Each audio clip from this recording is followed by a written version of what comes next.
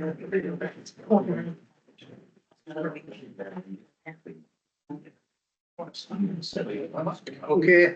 everybody, good evening. Thank you for attending this meeting.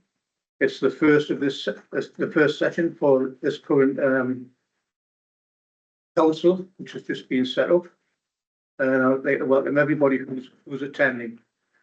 I'd like to first of all start off with some apologies for people who haven't turned up. It's Rick Baker, Tracy Elliott, and Brian Erskine. They haven't come this evening. We haven't received any of this, Chair. We haven't received any more from what you've given. No, there's anybody else? Chair, can I just mention, Tracy Elliott's not on this committee anyway. So she just needs to put it on. Margin and no. Yes.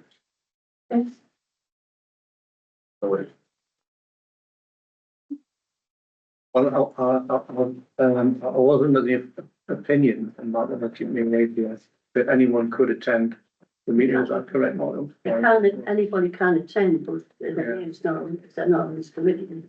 And no need to apologize. I see, right, okay. Well, you have to forgive me for that. I'm just putting it right, that's all. I'm not criticising or anything, I'm just saying, it's not on this committee, that's it. The meeting. I'd like to thank our ex-mayor for attending today. Thank you very much for coming. You have a recognised face. And thank you for all the hard work that you did last year. A lot of people recognise your great contribution to the town. Yeah.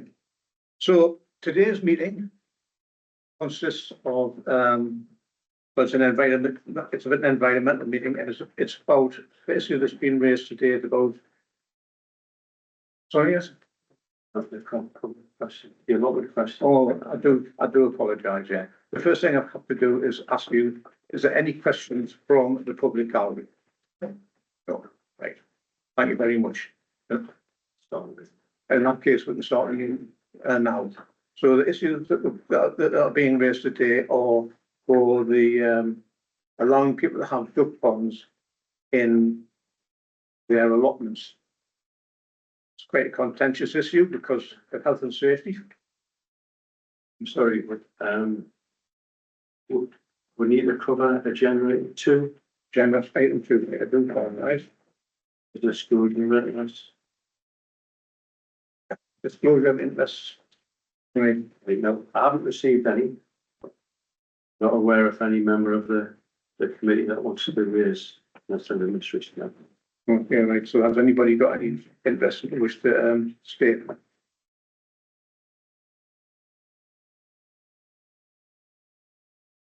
Yeah. Yeah, so environmental budget monitoring report. Right. Can do, Martin, yeah. For those new members, they'll not realise that this is a different format to what we're producing for the last council. And I'll just briefly explain to the previous members. We did agree to introduce a new accounting system to replace the Excel spreadsheets that we had. And this is a report from what you call the zero accounting package. And what we're doing is we're parallel running till we get the necessary assurances that both systems are, churning out the same information on all aspects of accounting and budget monitoring, like governance areas. So this is in a new format. As I say, it's slightly different. With packages which are off the shelf, we've got to tweak them. So just on the first thing, it says for the year end of 31st of March 26. I know we're a bit away from that, but the key thing here is really the date on the bottom. So the 20th of May, which is right in the centre of the bottom header, that's when this report was produced. I'll take any questions on it. It's just for this committee.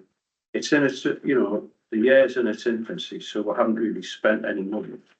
But if anybody has got any questions, I'd certainly take them.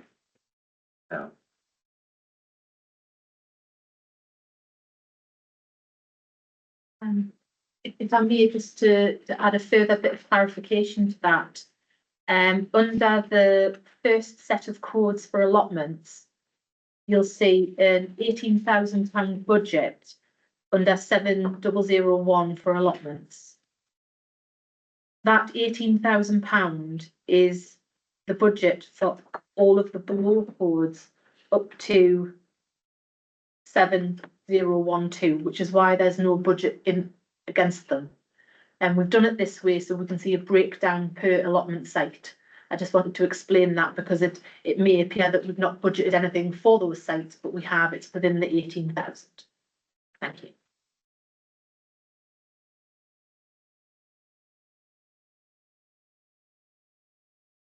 Yes, Just come to that, obviously some of them you've got your managed sites, here at Home Avenue, so do we still give them some of the 18,000, even though they're managing themselves?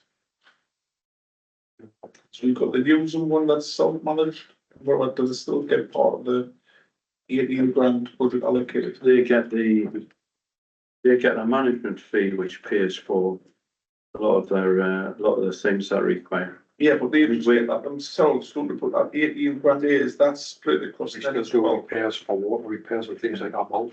Any revenue or capital stuff will still pay, so putting a new water system in will pay for. And if there was any issues with gates, and that would still pay for. On the private sites? On the association self-managed, sites, yeah. Yeah. Not a very big budget, is it? Or it used to be? Well, I mean, a lot of that is basically down to, skip hire, which we allocate for each site during the year, and water rates, which are quite high. There is a £25,000 capital programme. Yeah. This year, and for that's where you'd pay for any lane repairs, or if you had to have a replacement water system, 10th Avenue or something like that. But the objective of the previous council was to have this kind of self-financing. So whatever was spent on allotments would basically cover with allotment rents. And if you look at the back page, sorry, the bottom of the second page, the budget, the income budget is just under 44,000, 43,730. So that income will pay for all the expenditure on allotments. Can I just ask on this list here, you've got 7004 Southview, 23rd Avenue. Southview is not used anymore, is it? It's overgrown. It's not used. It is. It is. That's how many allotment holders are on there. It's plenty of allotments on there. It's managed by Blind Small Buildings. Right. Listen, what's that? What? The allotments like John Street, are they private allotments then? Yes, they are. Right.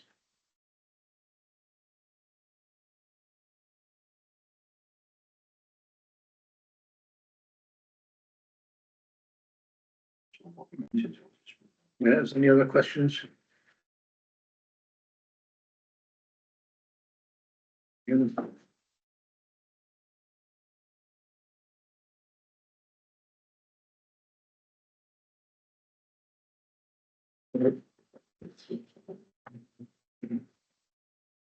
So, yeah, Dave Cook's going to give us some information about, the proposed, wildlife ponds in the, for the allotments. Thank you, Chair. I would like the report to be as read. A lot of what's in the report touches on procedure we carried out. And it also includes the policy, which is in keeping with what we are doing. Sought information from other organisations to get it right. I'd like the committee to accept the decision report. Do you have any questions? Yeah. Yeah. Your report's nearly identical to the one that Annex Town Council used on keeping birds and ponds. Very, very similar. It seems to work out for them, so I think it'll work here. Well, Yes. I just want to point out, I have discussed with the officers that, this actually doesn't cover Plessy ward. The 3 allotments that used to be in the Plessy ward are no longer there, they're in the Isabella ward because of the new boundaries. They're all kind of on the boundary line, but they're not, so it's just a point of order.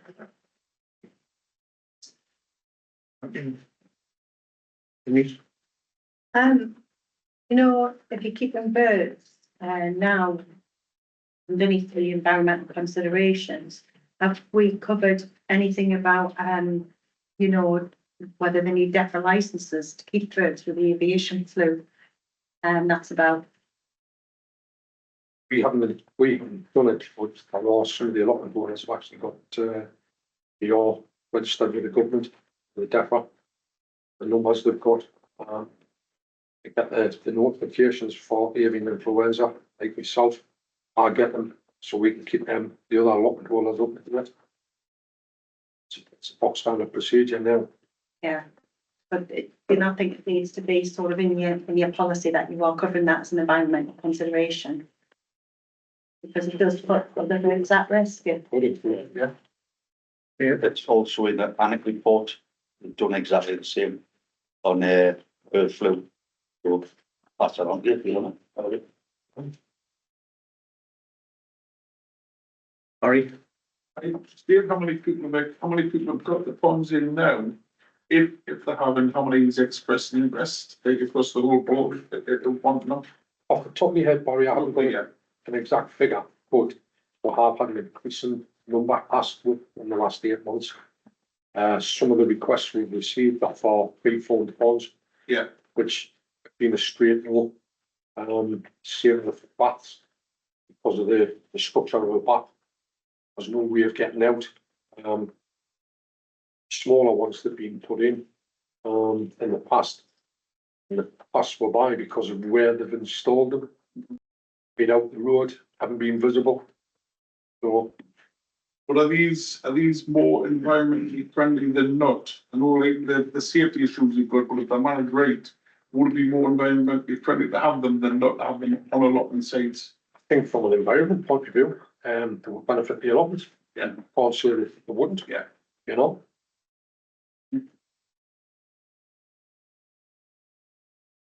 Yeah, with the 2 stakeholders have different views, how we will plan on keeping its consistency in the enforcement. Well, the fact that the allotments belong to Blytown Council, the association would have to, well, one association would have to form a line with the council's policy because it will also become part of your tenancy agreement, which they use going forward. Obviously, I know it is in the draft that you've provided, but can we emphasise that if anyone is going to be adding a pond, about the fencing or the netting over the pond just to ensure there aren't any accidents? I think obviously that could be quite the liability otherwise. Sure. Other than that, I think it's a good idea. There's been a lot of like you say, a lot of requests about wildlife ponds, and there's obviously a lot of people, certainly for South Beach Way, they love the open wildlife pond there. So if people are wanting to increase wildlife, then absolutely.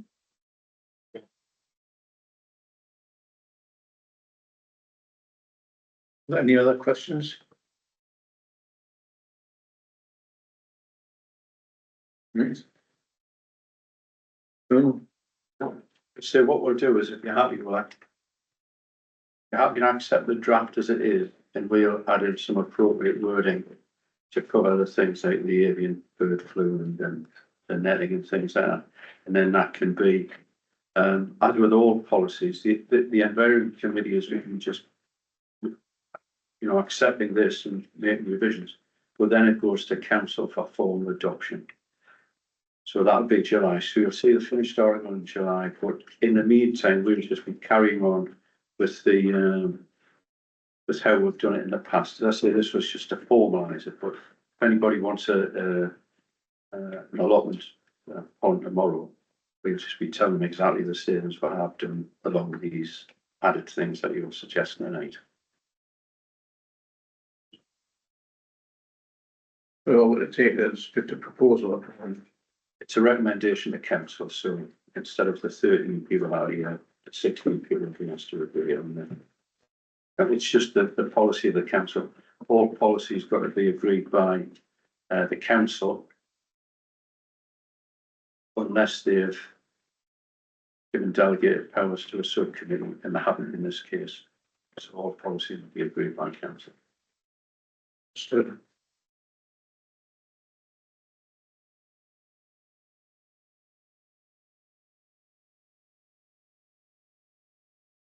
Do we need to take a vote on this at all, or not, at this moment in time? And have to carry it forward. So, is everybody happy with the proposal? Yeah. Yeah. Yeah, so majority say it's okay. No problem then. Yeah. I mean, okay. Before we close them, before, can I just say something? Yeah. Sorry. At a previous environment meeting, discussed who was going to be the successful contractor for the Cottonwood Green Play area. And that contract came in at just over £100,000. Another scheme that was within the budget for next year was the St John's Mugger. That came in at just over 10. So we're going to deliver those schemes within the overall £137 budget. Now, what we did ask members of this committee to have a think about was that if there was any play areas in their ward or in, you know, that play areas that they might visit, the family and what have you, if they thought of any improvements, new equipment or anything like that, to send them into the officers, and we would evaluate each one, and then we would bring it back at a future environment committee.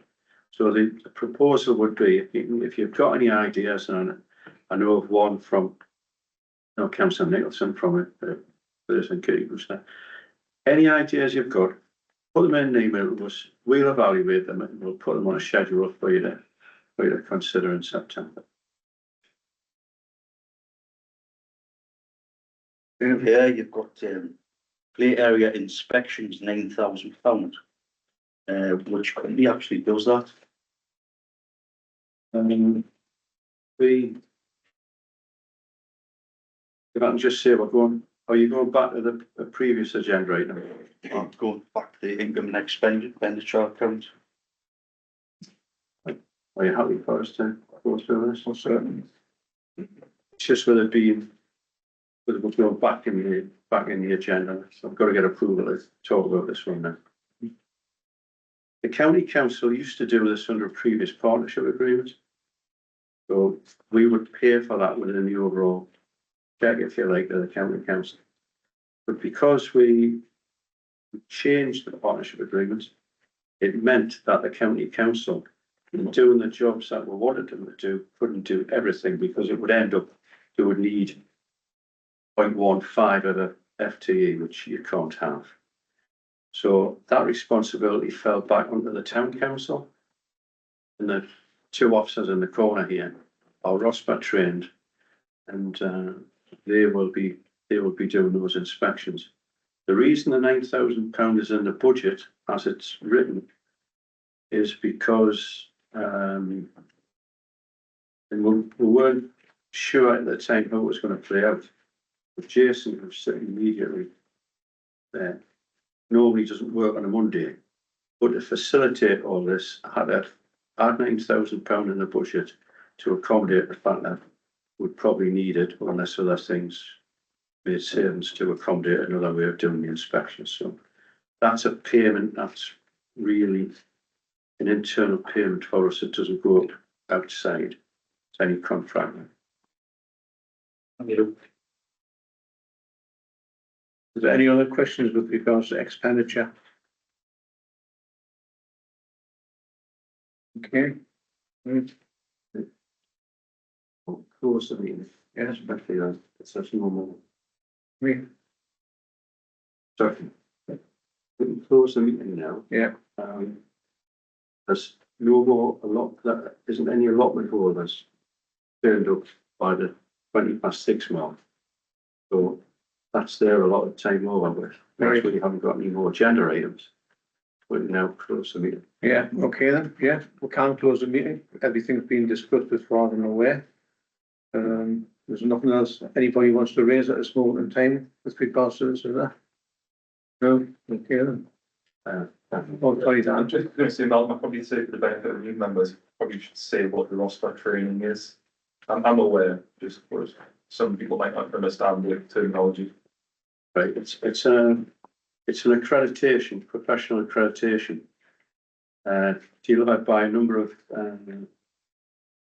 expert trainers in the area, and they go through a very thorough training program. So staff like Dave and Jason can go around, check the equipment, look to see that it's the correct fall areas, look for any weaknesses in equipment that they should be aware of advances in you know, the machinery, look at gates, how they should be closing, the times that gate should be closing. You know, if you open a gate, it's got to take so many seconds to close. So they test all of those things to make sure that they fall in line with the guidelines. We sometimes get queries that it's an unsafe area because it's wet and muddy. That doesn't come into the, you know, it's like an MOT on a car. You get some standard core things that you've got to check on each and every equipment. You know, you can't have equipment too close together because you've got to have 4 areas for each equipment and you can't overlap and things like that. So that's basically it in a nutshell, without doing a 3-day course on it. Right. Anything else? Okay, we'll close the meeting. Are we going to, no connection? Take it forward in the other parts. You-